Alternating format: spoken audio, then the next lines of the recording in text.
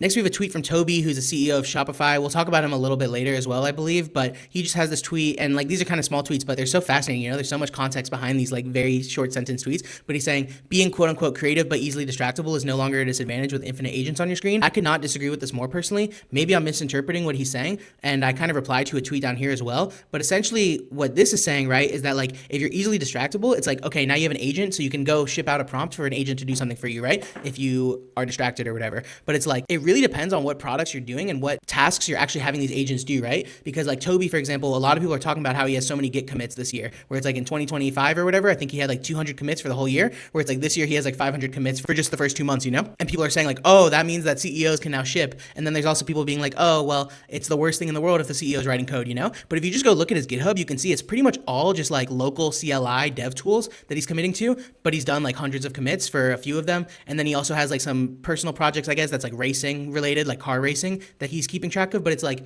you can't read this and be like, Toby is going to launch another Shopify, or be like even contributing to like hot paths on production is kind of what I said in my reply. It's like, this is not what he's writing code for, He's writing code for small tools that interest him. Like he has this try thing that creates like a new project with AI, and it's very like indie hacker vibes, but it's like, those are not products that are going to be released and sold, Those are just toys, honestly, that he's playing with in terms of like what's actually being delivered, So I think a lot of people are really, and including myself before my realization, are conflating this idea of like being able to ship a bunch of prompts, being able to generate code versus actually being able to deliver products end to end.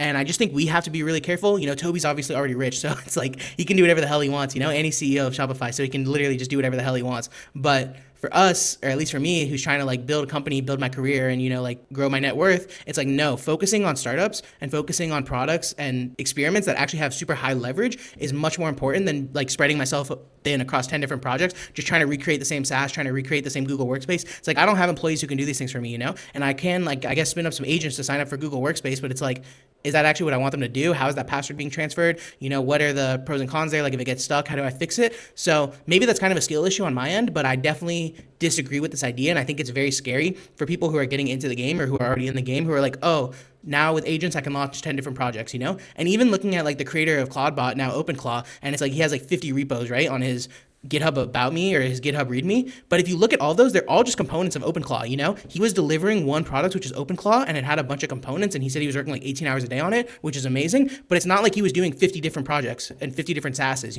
It's like you have your one product, you have your one startup that you're working on, which is how it was pre-AI, but now the leverage and the ability to deliver more things for that one product and make it more substantial and make it more differentiated compared to competitors is where the real leverage is at, not just working on like 50 things at once.